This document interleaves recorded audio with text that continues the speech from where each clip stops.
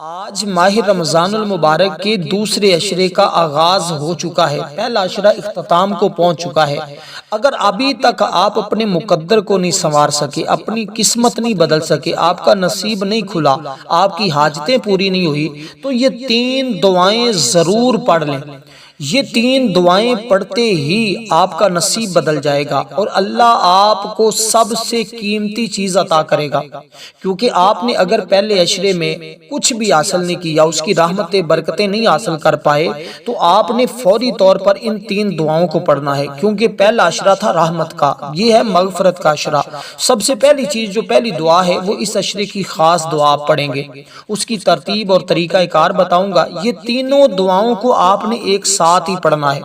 اور کہتے ہیں کہ اگر یہ 3 دعائیں ملا کر کوئی فقیر بھی پڑھتا ہے تو اس کو بھی اللہ بادشاہ بنا دیتا، اس کو بھی غنی کر دیتا ہے۔ اگر آپ اپنی نسلوں کو سنوارنا چاہتے ہیں، آپ اپنے مقدر کو سنوارنا چاہتے ہیں، تو یہ اس عشرے کی خاص دعائیں ضرور پڑھیے گا، کیونکہ یہ جو بھی بندہ پڑھتا ہے اس کا مقدر لازمی سنورتا ہے، اس کی تمام حاجتیں ضرور پوری ہوتی ہیں، اس کی پھر پورا سال ہر دعا قبول ہوتی رہتی ہے۔ اگر آپ اپنی دعاؤں کی قبولیت چاہتے ہیں تو آج ہی فوری طور پر ان دعاؤں کو پڑھنے کا طریقہ سمجھ لیں اور ان طریقے کے مطابق ان دعاؤں کو پڑھ لیں۔ اب آپ نے سب سے پہلے دوسرا عشرہ آج 11 رمضان المبارک سے لے کر 20 رمضان المبارک تک آپ اس دعاؤں کو کسی بھی دن پڑھ سکتے ہیں۔ پہلے دن ہی پڑھ لیں تو پہلے دن ہی مقدر سنورے گا، دوسرے دن پڑھیں تو دوسرے دن ہی پریشانیوں کا حل مل جائے گا، تیسرے دن پڑھیں، جس دن آپ اس کو پڑھیں گے اسی دن ہی آپ کے تمام مسائل کا حل ہو جائے گا۔ اب اسی طرح دوستو آپ نے سب سے پہلے دیکھیے 11 رمضان المبارک آج منگل کا بدھ کا دن ہے، اور بدھ سے لے کر 20 رمضان المبارک کسی بھی دن، چاہے جمعرات کو کریں، جمعہ، ہفتہ، اتوار، پیر، منگل، بدھ، آپ اسی ترتیب کے ساتھ کہ سب سے پہلے اس عشرے کی دعا کو سنیے گا، اور اس دعا کو آپ نے جس ترتیب کے ساتھ میں عرض کروں گا بتاؤں گا اسی طرح آپ نے پڑھنی۔ یہ طریقہ اور ترتیب میری نہیں ہوگی، یہ اللہ والوں کی ترتیب ہے۔ اس کے ذریعے انہوں نے لوگوں کے حالات بدلتے ہوئے دیکھے ہیں، لوگوں کی زندگیاں بدلتی ہوئی دیکھی ہیں، لوگ قرضے سے نجات پاتے ہوئے دیکھے ہیں۔ وہ لوگ جو خوشحالی کی زندگی گزارنا چاہتے ہیں وہ اس دعا کو ضرور پڑھیں گے۔ اب دیکھیے گا کہ 11 رمضان المبارک اس کے بارے میں آتا ہے کہ اللہ تعالیٰ اس کو دنیا اور آخرت کی بہتری عطا فرماتا ہے۔ جو بھی اس میں یہ دعائیں پڑھ لیتا ہے، اللہ کا ذکر کرتا ہے، شب زندہ کرتا ہے اور دن کا روزہ رکھتا ہے، اور اسی طرح 11ویں کے بارے میں آتا ہے کہ وہ دنیا سے اس طرح نکل جاتا ہے کہ ویسے ہی اس نے آج ہی اپنی ماں کے پیٹ سے جنم لیا ہے، اور 12ویں شب کے بارے میں آتا ہے کہ وہ قیامت کے دن اس طرح آئے گا کہ اس کا چہرہ 14ویں کے چاند کی طرح چمک رہا ہوگا، اور 13ویں رات کے متعلق آتا ہے کہ وہ قیامت کے دن اس حال میں آئے گا کہ کسی قسم کی کوئی برائی اس کے اوپر نہیں ہوگی۔ 14ویں رات کے بارے میں آتا ہے کہ فرشتے آئیں گے، اس کے لیے گواہی دیں گے کہ بے شک یہ نمازی تھا، اور قیامت کے دن اس سے حساب بھی نہیں لیا جائے گا۔ 15ویں شب کو جو زندہ کرتا ہے، اس کی تراویحیں پڑھتا ہے، عبادت کرتا ہے، دن کو روزہ رکھتا ہے، خواتین اور گھر میں عبادت کرتی ہیں، یہ خواتین بھی ضرور کریں تاکہ ان کی اولاد کے مقدر سنوریں، کیونکہ گھر کے اندر جتنے افراد کریں گے سب کا مقدر سنورے گا،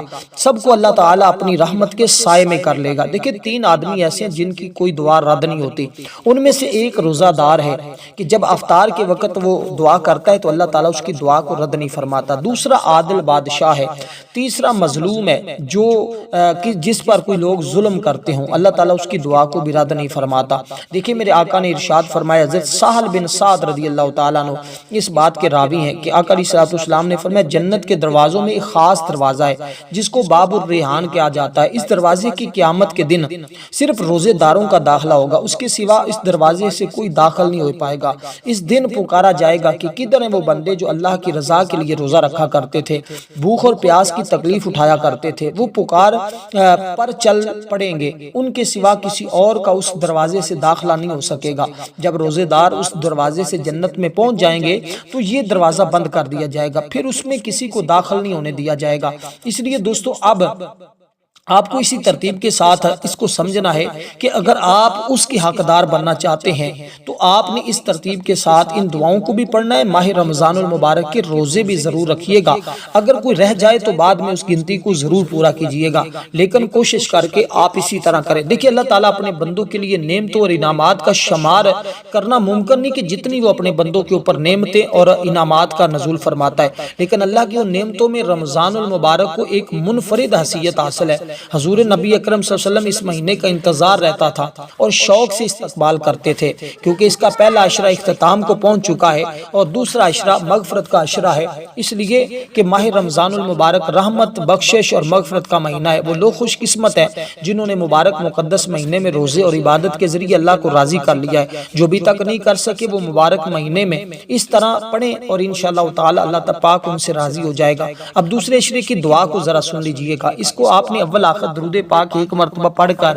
اس دعائے مبارکہ کو پڑھنا ہے، استغفر اللہ ربی من کل ذنب واتوب الیہ، یعنی اس کا مطلب ہے میں اللہ سے جو میرا رب ہے تمام گناہوں کی بخشش مانگتا ہوں اور اسی کی طرف رجوع کرتا ہوں۔ آسان لفظوں میں اگر یوں سمجھے تو اس کا مطلب ہے اللہ میرے گناہوں کو بخش دے اور میری توبہ کو قبول فرما لے، اور اللہ ہی توبہ کو قبول فرمانے والا ہے، وہی اپنے بندوں پر کرم نوازی فرمانے والا ہے، وہی رحمتوں کا نزول فرمانے والا ہے۔ تو یہ دعا بالکل آسان سی ہے، یہ دوسرے عشرے کی خاص دعا ہے، جیسے میں نے پہلے عشرے کی دعا بھی آپ کو بتائی تھی، رب اغفر وارحم وانت خیر الراحمین، آخری عشرے کی دعا ہے اللہم اجرنی من النار۔ تو یہ درمیان والے عشرے کی جو دعا ہے اس کو آپ نے پڑھنا ہوگا، جیسے میں نے پڑھنے کا طریقہ بتا رہا ہوں کہ ایک مرتبہ درود پاک شروع میں، ایک مرتبہ آخر میں، اور تعوذ اور تسمیہ پڑھ کر آپ نے اس دعا کو سب سے پہلے پڑھنا، اس کے بعد باقی دعاؤں کا میں ذکر کرتا ہوں، وہ دعائیں آپ نے اسی ترتیب کے ساتھ پڑھنی ہے۔ تو اس کو پڑھیں گے تو اللہ تعالیٰ آپ کے گناہوں کی بخشش فرما دے گا، اور آپ کے اگر گناہ سمندر کی جھاگ کے برابر بھی ہیں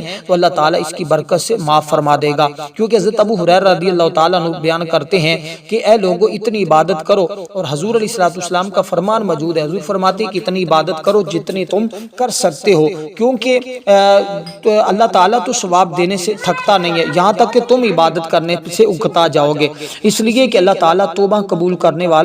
کرنے والوں کی توبہ کو قبول فرماتا ہے۔ توبہ استغفار اس مہینے کے اہم ترین مقاصد ہیں، جس شخص کی توبہ قبول ہوگی رب نے اسے بخش دیا، وہ رمضان کے فضائل اور برکات سے محفوظ ہو گیا۔ رسول پاک ہر لمحہ توبہ استغفار کرتے تھے۔ حضرت عبادہ بن صامت بیان کرتے ہیں جب رمضان آتا تو آقا علیہ السلام نے فرمایا کہ تمہارے پاس رمضان آ گیا، یہ برکت کا مہینہ ہے، اللہ تعالیٰ تم کو اس میں ڈھانپ لیتا ہے، اس میں رحمت کا نزول ہوتا ہے، گناہ جھڑ جاتے ہیں، اس میں دعا قبول ہوتی ہے، اللہ تعالیٰ اس مہینے میں تمہاری رغبت کو دیکھتا ہے، سو تم اللہ کو اس مہینے میں نیک کام کر کے دکھاؤ، کیونکہ وہ شخص بدبخت ہے جو اس مہینے میں اللہ کی رحمت سے محروم رہا۔ صادق الامین خاتم النبیین فرماتے ہیں جس نے رمضان کے روزے ایمان اور احتساب کی نیت سے رکھے اس کے گزشتہ گناہ بخش دیے جائیں گے۔ اس ماہ مبارک کی آمد کا یہی وہ مہینہ ہے، تقریباً 1500 سال قبل مسجد نبوی کے منبر سے مصطفیٰ صلی اللہ علیہ وسلم نے اپنی امت کو یہ خوشخبری سنائی تھی، لوگوں خدا کا مہینہ برکت اور رحمت اور مغفرت کے ساتھ تمہاری طرف آیا ہے۔ یہ وہ مہینہ جو خدا کے نزدیک بہترین ہے، جس کے ایام بہترین ایام ہیں، جس کی راتیں بہترین راتیں ہیں، جس کی گھڑیاں بہترین گھڑیاں ہیں، اس لیے ہمیں چاہیے ہم اپنی سانس میں اس مہینے کی عظمتوں اور فضیلتوں اور برکتوں کو حاصل کرتے رہیں۔ تو آپ نے اس دعائے مبارکہ کو، یہ آپ کی سب سے پہلی دعا ہے، اسی طرح 3 کام آپ نے کرنے ہیں، 3 دعائیں آپ نے پڑھنی ہیں۔ پہلی دعا آپ نے 10 بار پڑھنی ہے، جیسے میں نے پڑھ کر آپ کو سنائی ہے اسی طرح آپ نے پڑھنی جیسے میں نے طریقہ بتایا ہے۔ اب دوسری دعاؤں کو بھی اسی طرح ہی آپ پڑھیں گے جو ترتیب میں آپ کو بتانے لگا ہوں۔ پہلی دعا سے آپ کے سارے گناہوں کی بخشش ہو جاتی ہے، رب کی رحمتوں کا نزول آنا شروع ہو جاتا ہے، اللہ تمہاری مغفرت فرما دیتا ہے، اور اس کے بعد پھر جیسے جیسے تم اس کی بارگاہ میں دعائیں مانگتے جاتے ہو اسی طرح اللہ تعالیٰ اپنے خزانوں سے تمہیں وہ رحمتیں اور برکتیں عطا فرماتا جاتا ہے۔ اب اسی طرح دوستو بے شک اللہ تعالیٰ اپنے بندوں کو بخشنے کے لیے دین میں بہت سی آسانیاں پیدا فرمائی ہیں، ایسی ہی ایک ماہ رمضان کی صورت میں مسلمانوں کو عطا ہوئی جس میں خالق کائنات نے واضح کر دیا ہے کہ جو ماہ رمضان المبارک میں روزے رکھے گا، برائیوں سے بچے گا، اس کو دنیا اور آخرت کی تمام بھلائیاں ملیں گی، اور اللہ تعالیٰ انہیں عزت اور اجر اور انعام اور جزائے خیر عطا فرمائے گا۔ اس لیے دوستو اب آپ نے سوچنا یہ ہے کہ آپ نے اس ماہ مبارکہ میں کتنے انعامات حاصل کریں، کیونکہ یہ اس دوسرے عشرے کی خاص دعائیں، اس سے میں کہتا ہوں کوئی بھی شخص محروم نہ رہے۔ اگر آپ کا مقصد ہے آپ کے پاس اولاد نہیں تو اولاد کی نیت سے ان دعاؤں کو پڑھیں، اگر آپ کے پاس روزگار نہیں تو روزگار کی نیت سے پڑھیں، اگر آپ کے پاس شادی نہیں ہے، بیوی نہیں ہے تو آپ اس کی نیت سے اس کو پڑھیں، آپ کے پاس بچے نہیں تو بچوں کی نیت سے آپ پڑھیں، اگر آپ کے پاس گھر اپنا نہیں ہے تو گھر کی نیت سے پڑھیں، اگر آپ کے پاس اپنا کاروبار نہیں ہے، گاڑی نہیں ہے، بنگلہ نہیں ہے، جو چیز آپ کے پاس نہیں ہے، آپ اس نیت کے ساتھ جب ان دعاؤں کو پڑھنا ہے تو تصور میں آپ اپنی ان تمام چیزوں کو رکھیے گا۔ اگر گھر میں لڑائی جھگڑے، فتنہ فساد، پریشانیوں کا سبب ہے تو آپ ان پریشانیوں کو دور کرنے کی نیت سے اس کو پڑھیں، یعنی جو تمہارا مقصد ہے اس کو اپنے ذہن میں رکھ کر آپ نے ان دعاؤں کو پڑھنا ہے۔ تو پہلی دعا آپ پڑھیں گے اللہ تعالیٰ کی رضا کے لیے، اس کو راضی کرنے کے لیے، اپنے گناہوں کی بخشش کروانے کے لیے۔ اس کے بعد دوسرے نمبر پر جو چیز آپ نے پڑھنی ہے وہ چیز بھی ذرا سمجھیے گا، اس میں اب آپ نے اول درود پاک پڑھنا ہے، اب آپ نے دعائے یونس کو پڑھنا ہے۔ درود پاک پڑھ کر آپ نے دعائے یونس، اب بہت سارے لوگ اس دعا سے واقف ہیں، ان کو یہ دعا آتی بھی ہے۔ دیکھیں اللہ تعالیٰ کی ہر حال میں بندے کو شکر ادا کرنا چاہیے، کبھی بھی اللہ تعالیٰ کی ناشکری نہیں کرنی چاہیے۔ اب یہ دعائے یونس جو ہے نا، یہ قرآن مجید کی ایک مستقل آیت ہے، اور یہ آیت مبارکہ جب آپ ماہ رمضان کے دوسرے عشرے میں پڑھیں گے نا، اللہ آپ کے مقدر کو فوراً سنوار دے گا۔ دیکھیں انسان تنگی میں تو اللہ تعالیٰ کو یاد کرتا ہے، لیکن فراخی میں غفلت کا شکار ہو جاتا ہے۔ انسان کی اس طبیعت کی طرف ارشاد کرتے ہوئے اللہ تعالیٰ نے فرمایا ہے کہ جب انسان کو کوئی تکلیف پہنچتی ہے تو وہ لیٹے بیٹھے کھڑے ہر حال میں ہمیں پکارتے ہیں، پھر جب ہم اس کی تکلیف کو دور کرتے ہیں تو اس طرح چل کھڑا ہوتا ہے جیسے کبھی اپنے آپ کو پہنچنے والی کسی تکلیف میں ہمیں پکارا ہی نہیں تھا۔ اور یہ عموماً ایسے ہوتا ہے، ہم اس وقت اللہ کو یاد کرتے ہیں جب ہمیں کوئی مشکل آتی ہے، کوئی پریشانی آتی ہے، کوئی غم پہنچتا ہے، تو اس وقت ہم اللہ کی طرف رجوع کرتے ہیں، وظائف کی طرف آتے ہیں، اللہ والوں کی طرف دوڑتے ہیں۔ دوستو ہر حال میں اللہ تعالیٰ کا شکر ادا کرتے رہنا چاہیے، ویسے بھی اس عمل کے بعد آپ کی تمام تکلیفیں پریشانیاں دور ہو جائیں گی۔ اللہ تعالیٰ اس بندے کو اپنا، اور کہتے ہیں کہ اس کی بدولت اللہ تعالیٰ اس کے لیے معرفت کے دروازے کھولتا ہے، اس عمل کی بدولت، ان دعاؤں کی بدولت اللہ اس کو اپنا قرب عطا فرماتا ہے، اپنی محبت عطا کرتا ہے۔ جو اللہ کی محبت حاصل کرنا چاہتا ہے، اللہ کی معرفت اور اس کی پہچان حاصل کرنا چاہتا ہے، اللہ کے خزانے حاصل کرنا چاہتا ہے، وہ تو آج اس طرح اللہ تعالیٰ کو ضرور یاد کرے گا، کیونکہ اس دعا کے اندر بھی اللہ تعالیٰ کو یاد کیا گیا نا۔ تو اللہ تعالیٰ نے کتنی بڑی مشکل سے حضرت یونس علیہ السلام کو نجات دی تھی کہ آپ مچھلی کے پیٹ کے اندر تھے نا، تو اللہ تعالیٰ نے وہاں آپ کی حفاظت فرمائی، اور آپ کو اللہ تبارک و تعالیٰ نے کس طرح محفوظ فرمایا، اور کس طرح اللہ تعالیٰ نے آپ کے لیے معرفت کے رحمت اور کرم کی بارش برسائی۔ اس لیے دوستو اب آپ نے اس ترتیب کے ساتھ اس دعائے مبارکہ کو پڑھنا ہے کہ پہلے درود پاک پڑھنا۔ اب یہ تین دعائیں میں آپ کو جو عرض کر رہا ہوں نا، ان کو اپنے اکٹھا ہی پڑھنا ہے، یعنی کہ جب پڑھنے کے لیے بیٹھیں گے تو درمیان میں وقفہ نہیں کریے گا، یعنی کہ ایسے نہیں ہے کہ ایک دعا ابھی پڑھی، دوسری شام کو، تیسری کسی اور ٹائم پڑھی، نہیں، جب پڑھنے کے لیے بیٹھنا ہے تو ان کو اکٹھی پڑھنا ہے۔ تیسری جو دعا میں آخری بتانے جا رہا ہوں نا، وہ یوں سمجھیں کہ ان تمام دعاؤں کی ریڑھ کی ہڈی کی حیثیت رکھتی ہے، اس طرح کہ آپ نے اس جو بھی دعا پڑھنی ہے نا، جو ترتیب بھی یہی رکھنی ہے، جو دعا میں نے پہلے عرض کی ہے اس کو پہلے پڑھنا ہے، جو بعد میں عرض کی ہے اس کو آپ نے بعد میں پڑھنا ہے، اور تینوں دعاؤں کے ہی اول آخر آپ نے درود پاک پڑھنا ہے۔ وہ میں نے تعداد عرض کی ہے، 3 بار بھی پڑھ سکتے ہیں، 7 بار بھی، 11 بار بھی۔ تو وہ جو کہتے ہیں نا، ایک پنجابی کی مثال ہے کہ جنہ گڑ پاؤ اتنا ہی میٹھا ہوتا ہے۔ اگر آپ اسی ترتیب کے ساتھ اس طرح پڑھیں گے تو انشاءاللہ تعالی آپ کو بہت زیادہ فائدہ ہوگا، کہ اللہ تعالیٰ نے ایک دوسرے مقام پر بھی تو ارشاد فرمایا نا کہ ہمارے فرشتے تمہارے مکر کے کاموں کے لکھ لیتے ہیں۔ ہم بہت سارے دھوکے کے کام ایسے کرتے ہیں اور ہم اللہ تعالیٰ کے ساتھ چلاکیاں کر رہے ہوتے ہیں، اور مصیبت میں اللہ کو پکار لیتے ہیں، جب صحیح ہوتے ہیں تو پھر ہم نے کبھی رب کو یاد ہی نہیں کیا ہوتا۔ تو اللہ تعالیٰ ہر ایک چیز سے واقف ہے۔ ترغیب اور ترہیب کے لیے اللہ تعالیٰ نے قرآن مجید میں گزشتہ قوموں کی عبرت ناک قصے بیان کیے ہیں، من جملہ ان کے حضرت یونس علیہ السلام کا قصہ بھی ہے، حضرت ابراہیم علیہ السلام، حضرت نوح علیہ السلام، حضرت صالح علیہ السلام، ان تمام قوموں کے ذکر موجود ہے۔ حضرت موسیٰ علیہ السلام کی قوم کا ذکر موجود ہے۔ تو مختصر اس طرح کہ اللہ تعالیٰ نے ان کے شہر کو جو ہے وہ محصول کے مضافات سے مبعوث فرمایا تھا۔ حضرت یونس علیہ السلام اپنی قوم کو بت پرستی سے روکا اور حق کی طرف بلایا۔ وہ ماننے والے کہاں تھے؟ روز بروز ان کا جو ہے عناد اور ان کی جو ہے اکڑ اور تکبر اور غرور ترقی کرتا رہا۔ آخر دعا کی اور قوم کی حرکات سے خفا ہو کر غصے میں بھرے ہوئے شہر سے نکل گئے۔ حکم الہی کا انتظار نہ کیا، وعدہ کر گئے کہ 3 دن بعد تم پر عذاب آئے گا۔ ان کے نکل جانے کے بعد قوم کو یقین ہوا کہ نبی کی بد دعا خالی نہیں جائے گی۔ کچھ آثار بھی عذاب کے دیکھے ہوں گے۔ گھبرا کر سب لوگ بچوں اور جانوروں سمیت باہر جنگل میں چلے گئے۔ ماؤں کو بچوں سے جدا کر دیا۔ میدان میں پہنچ کر سب نے رونا چلانا شروع کر دیا۔ بچے اور مائیں، آدمی اور جانور سب شور مچا رہے تھے۔ کان پڑی آوازیں سنائی نہ دیتی تھی۔ تمام بستی والوں نے سچے دل سے توبہ کی، بت توڑ ڈالے، خدا کو تلاش کرنے لگے اور حضرت یونس علیہ السلام کو پھر تلاش کرنے لگے۔ خدا کی اطاعت کا وعدہ کر لیا تو اللہ تبارک و تعالیٰ نے ارشاد فرمایا حق آنے والا عذاب ان پر اٹھا لیا، یعنی کہ فلولا کانت قریۃ آمنت فنفعھا ایمانھا الا قوم یونس۔ اللہ تعالیٰ نے پھر اس کو بھی قرآن کے اندر واضح کیا ہے۔ اس لیے جب ہم دعا کر لیتے ہیں، پڑھ لیتے ہیں، اللہ سے گناہوں کی بخشش طلب کر لیتے ہیں تو اللہ گناہوں کو معاف فرما دیتا ہے۔ ادھر حضرت یونس علیہ السلام کو اللہ تعالیٰ کے حکم سے مچھلی نے ساحل پر اگل دیا اور ان کی قوم کو بھی غم اور مصیبت سے نجات دے دی۔ اسی طرح وہ سب مومنین کے ساتھ یہی معاملہ کرتا ہے کہ جب صدقے اور اخلاص کے ساتھ اس کی طرف کوئی متوجہ ہوتا ہے نا، پناہ مانگتا ہے تو وہ ضرور اس کو پناہ دیتا ہے۔ تو اب اس دعائے مبارکہ کو لا الہ الا انت سبحانک انی کنت من الظالمین، لا الہ الا انت سبحانک انی کنت من الظالمین،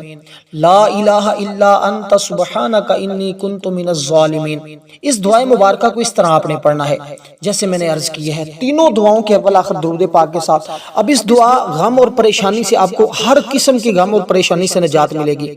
اور آپ دیکھتے ہی رہ جائیں گے کہ کس قدر اللہ تعالیٰ کا کرم برستا ہے۔ اس کے بعد جو دعا مانگی جاتی ہے نا، وہ رد نہیں ہوتی۔ بہت سارے اللہ والوں نے تو یہ بات لکھی ہے، وہ کہتے ہیں اس کے اندر اللہ تعالیٰ کے اسم اعظم موجود ہے اور اس کی بدولت ہی تو سب کامیابیاں ملی ہیں۔ اور اول آخر درود پاک کیوں ضروری ہے؟ اور پھر ماہ رمضان المبارک اس بابرکت مہینے میں حضرت عبد الرحمن بن عوف رضی اللہ تعالیٰ عنہ بیان کرتے، نبی پاک صلی اللہ علیہ وسلم نے بیان فرمایا کہ حضور فرماتے میرے پاس جبریل علیہ السلام کہا اے محمد مصطفیٰ، جو شخص آپ پر صلاۃ والسلام پڑھتا ہے 70,000 فرشتے اس کے لیے استغفار کرتے ہیں، اور جس کے لیے فرشتے استغفار کریں وہ اہل جنت سے ہوتا ہے اور اللہ تعالیٰ اس بندے کو جنتی بنا دیتا ہے۔ یار اس قدر فضیلت اور عظمت ہے، اور اللہ تعالیٰ کی قدرت کے مشاہدے کریں، اللہ تعالیٰ کی رحمتوں کے مشاہدے کریں کہ اس بابرکت مہینے میں اور اس کے دوسرے عشرے میں کس قدر رب کی رحمتوں کا نزول تمہارے اوپر ہونا شروع ہو جاتا ہے۔ اب اسی طرح آپ نے اس دعائے مبارکہ کو پڑھنا ہے جیسے میں نے آپ کو پڑھنے کا طریقہ بتایا، اس کو آپ نے 100 مرتبہ پڑھنا ہے اس دعائے مبارکہ کو۔ اب اس کے بعد تیسری جانب ہم چلتے ہیں، تیسرا کام اور کہ تیسری دعا جو آپ نے پڑھنی ہے اس کی ترتیب کو آپ نے بڑی توجہ کے ساتھ سمجھنا ہے۔ وہ قرآن کی ایک سورت بھی ہے اور قرآن کی اس کو دعا بھی کہا جاتا ہے، وہ دعا بھی ہے، وہ شفا بھی ہے، وہ سب کچھ ہے۔ اگر آپ کو سمجھ آ جائے تو وہ آپ کی زندگی کا ایک انمول خزانہ ہے، اور اللہ تعالیٰ نے اس کو عرش کے خزانوں سے نازل فرمایا ہے۔ اور خود رسول پاک فرماتے ہیں کہ اس جیسی صورت، اس جیسی دعا اس سے پہلے نہ کسی نبی کو ملی ہے، نہ کسی نبی کی قوم امت کو ملی ہے جیسی اللہ تعالیٰ نے میری قوم، میری امت کو عطا فرمائی ہے۔ اور یہ وہ ہے کہ جس کو سارے قرآن کی ماں کہا جاتا ہے، سارے قرآن کا خلاصہ کہا جاتا ہے، اور سارے قرآن کی عظمت اور شان کہا جاتا ہے، جس کے پڑھنے سے اللہ تبارک و تعالیٰ تمام آسمانی کتابیں پڑھنے کے برابر ثواب عطا فرماتا ہے، جس کی فضیلت احادیث مبارکہ میں بہت زیادہ ذکر کی گئی ہے، اور اس کی فضیلت اور اہمیت کو بار بار لوگوں نے تذکرہ کیا ہے، بار بار لوگوں نے بیان کیا ہے، اور بار بار لوگ اس کو پڑھتے ہیں اور کہتے ہیں کہ یہ ہر مرض کی شفا بھی ہے، اور نامہ اعمال میں انسان کے لیے، یعنی کہ یہ نامہ اعمال میں حج اور عمرے کا ثواب لکھواتی ہے، اور یہ سونے سے پہلے پڑھی جائے تو ساری رات حفاظت بھی رہتی ہے۔ اس لیے اس کو بہت ساری فضیلتیں اور بہت ساری برکتیں سورہ مبارکہ کو حاصل ہیں۔ اس لیے نبی علیہ السلام نے فرمایا کہ الحمدللہ، یعنی یہ سورت یعنی کہ سب المثانی ہے، اور اس کو ام الکتاب بھی کہا جاتا ہے، ام القرآن بھی کہا جاتا ہے، تمام کتابوں کی ماں بھی، پورے قرآن کی ماں بھی اس کو کہا جاتا ہے۔ اب اس کے پڑھنے کی خاص ترتیب ہے، اگر آپ اس کے مطابق اس کو پڑھیں گے، سب سے پہلے آپ نے اس سورہ مبارکہ کو جب پڑھنا شروع کرنا ہے نا، تو آپ نے اب الگ سے درود پاک پڑھنا، جیسے میں نے عرض کیا تھا۔ اب درود پاک آپ پڑھیں گے اللہم صلی علی، جو ہم پہلی باقی دعاؤں کے شروع میں درود پاک پڑھا ہے، وہی درود پاک آپ نے اس دعا کے بھی اول آخر پڑھنا ہوگا۔ اب اس کے اول آخر آپ جس طرح ان کے جتنا ان کے اول آخر پڑھا اتنا ہی اس کے بھی پڑھنا ہوگا۔ اب یہ تیسری دعا اور آخری وظیفہ ہے، یوں سمجھ لیں آپ اپنے لیے۔ اب اسی طرح آپ نے جب اس کو پڑھنا ہے تو بسم اللہ الرحمن الرحیم، الحمدللہ رب العالمین الرحمن الرحیم مالک یوم الدین، ایاک نعبد و ایاک نستعین، اہدنا الصراط المستقیم صراط الذین انعمت علیہم غیر المغضوب علیہم ولا الضالین۔